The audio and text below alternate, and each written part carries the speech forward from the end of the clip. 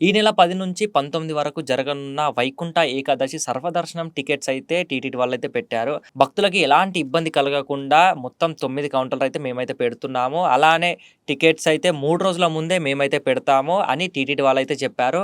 ఈ సర్వదర్శనానికి only ticket ఉన్న వాళ్ళే రావాలని టీటీడీ వాళ్ళైతే చెప్పారు. అయితే భక్తులకు చాలా అంటే చాలా భయమైంది. ఎందుకంటే అంత దూరం నుంచి వచ్చాము. అసలు టికెట్స్ దొరకకపోతే ఆ సర్వదర్శనానికి వెళ్ళము అని చాలామందైతే అనుకోవడంతో ఎలా అయినా సరే టికెట్స్ తీసుకోవాలి. ఎంత కష్టమైనా సరే అని టికెట్లు తీసుకోవాలని వాళ్ళు గట్టిగా అనుకోని, ఏదైతే వాళ్ళు 3 రోజుల ముందే టికెట్స్ అయితే ఓపెన్ చేశామని చెప్పడంతో, బుధవారం పొద్దున 5 గంటలకైతే చాలామంది ఆ 9 కౌంటర్ల ముందైతే భక్తులైతే ఉన్నారు. అయితే అలానే టైం అయితుంది. పోలీసులైతే 8 గంటలకొచ్చారు. అప్పటికి చాలామంది ఆ 9 కౌంటర్స్ అయితే మొత్తం ఫుల్ అయిపోయాయి ఆ క్యూ లైన్స్‌లో. అయితే అలానే టైం గడుస్తున్నది. 11కైతే చాలా మంది అక్కడ క్యూ లైన్‌లో అయితే ఉన్నారు భక్తులు. ఇసుకేస్తే రాలనంత జనం అయితే అక్కడున్నారు.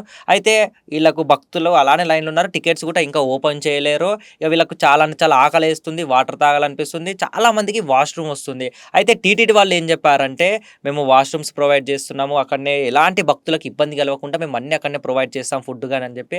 అయితే ఇక్కడ చూసుకున్నట్టయితే ఇక్కడ లైన్‌లో చాలా మంది భక్తులయితున్నారు. వీళ్ళకి ఎలాంటి ప్రొవైడ్‌లు అయితే చేస్తలేరు. అయితే వీళ్ళు ఎవరైతే భక్తులు ఉంటారో టీటీడీ వాళ్ళకు ఇలా క్వెషన్ చేశారు. "ఈడ మీరు అన్నీ ప్రొవైడ్ చేస్తన్నారు. కనీసం వాష్‌రూమ్స్ అన్నా పెట్టాలి. మేము ఫుడ్ అంటే మేము మా నుంచి తెచ్చుకుంటాం. మేము ఎలా అన్నా ఫుడ్ తింటాం. కానీ మాకు మెయిన్‌గా కావాల్సింది వాష్‌రూమ్స్.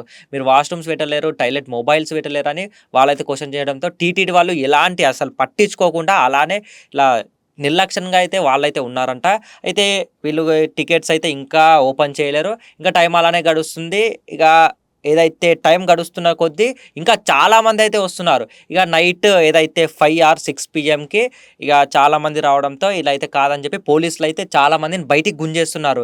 టికెట్స్ ఇయ్యరని చెప్పి. అయితే 3 రోజుల ముందు ఇస్తా అని చెప్పింది టీటీడీ వాళ్ళే. ఇంకా టికెట్స్ ఓపెన్ చేయకపోవడంతో అలా భక్తులు నిరాశగా అయితే చెందారు.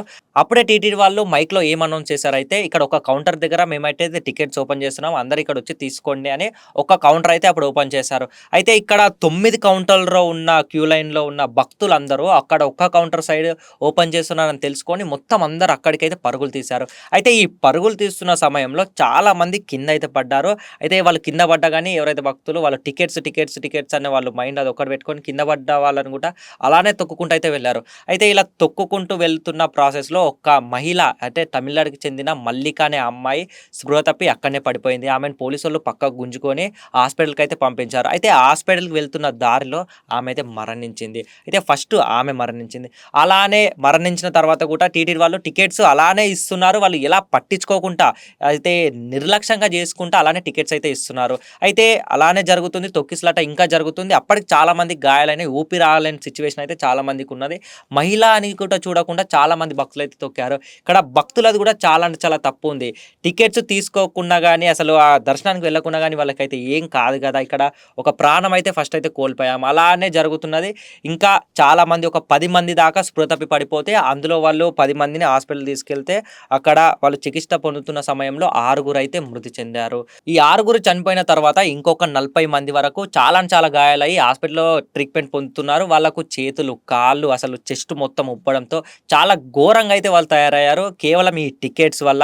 ఇక్కడ భక్తులేమంటున్నారంటే, ఇక్కడ మొత్తం టీటీడీ వాళ్ళది తప్పుంది. వాళ్ళు అనౌన్స్ చేసిన రోజు వాళ్ళు టికెట్స్ అనౌన్స్ చేయకుండా, వాళ్ళు నైట్ అనౌన్స్ చేసి, వాళ్ళు 3 రోజుల ముందే అనౌన్స్ చేస్తానని చెప్పారు. అప్పుడే భక్తులెళ్లారు. వాళ్ళు చెప్తేనే కదా భక్తులెళ్ళాలి. లేదంటే భక్తులెందుకెళ్తుండే అని చాలామందైతే టీటీడీ వాళ్ళది తప్పుందని అంటున్నారు.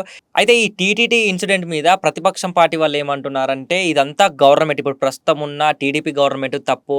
ఆళ్ళు ఎలాంటి పోలీస్ బందోబస్తు కల్పియకుండా అని చెప్పి వాళ్ళైతే వీళ్ళ సైడ్ అయితే అంటున్నారు తప్పుందని చెప్పి. భక్తులైతే మొత్తము టీటీడీ వాళ్ళది తప్పుంది. మాకు అంతా ప్రొవైడ్ చేస్తా అని చెప్పి ఇంకేం ప్రొవైడ్ చేయలేరు అని చాలామంది భక్తులైతే సీరియస్ అయితే అవుతున్నారు. తిరుమల, తిరుపతిలో జరిగిన సంఘటన అదే ఎవరైతే మహిళ అండ్ ఇంకా చాలామంది ఉన్నారో వాళ్ళు ట్రీట్‌మెంట్ పొందుతూ అయితే చనిపోయారు. మొత్తం 7 మందయితే చనిపోయారు. ఇంకొక 40 మంది వరకు ట్రీట్‌మెంట్ అయితే పొందుతున్నారు. ఇంకా ఎవరు చనిపోయారో ఇంకా ఇన్ఫర్మేషన్ అయితే లేదు. కానీ ఒక మంచి దేవస్థానంలో, ఒక పుణ్య దేవస్థానంలో ఇలా జరగడము చాలా అంటే చాలా బాధాకరణము. ఎందుకంటే అక్కడ మొత్తము నిర్లక్ష్యం ఎవరిదంటే టీటీడీ వాళ్ళదే అని అనొచ్చు. ఎందుకంటే వాళ్ళు ఎలాంటిది పట్టించుకోకుండా అంటే టికెట్స్ వాళ్ళు ఫస్ట్ మార్నింగే ఓపెన్ చేస్తే ఇదంతా ఇన్సిడెంట్ జరగకుండానేమో. ఎందుకంటే ఒకటే కౌంటర్ ఓపెన్ చేయడంతో భక్తులందరూ నిరాశ చెంది అప్పుడు అరే టికెట్స్ ఓపెన్ చేస్తున్నా అని చెప్పి అక్కడ సైడ్ వెళ్ళడంతో ఇదంతా జరిగిందని నాకనిపిస్తుంది. చూద్దాం పోలీసులైతే ఎంక్వైరీ చేస్తున్నారు. ఇంకా ముందు ఇంకెన్ని విషయాలు తెలుస్తాయో. ఇలాంటి మోర్ ఇన్ఫర్మేషన్ వీడియోస్‌కి మా ఛానెల్ సబ్స్క్రైబ్ చేసి పక్కన బెల్ ఐకాన్‌ని ఆన్‌లో పెట్టుకోండి. ఈ ఇన్సిడెంట్ మీద మీరేమనుకుంటున్నారు? ఎవరిది తప్పు ఉందో కింద కామెంట్ సెక్షన్‌లో అయితే పక్కా కామెంట్ చేయండి. అలానే మా వీడియోని కూడా లైక్ చేసుకోండి.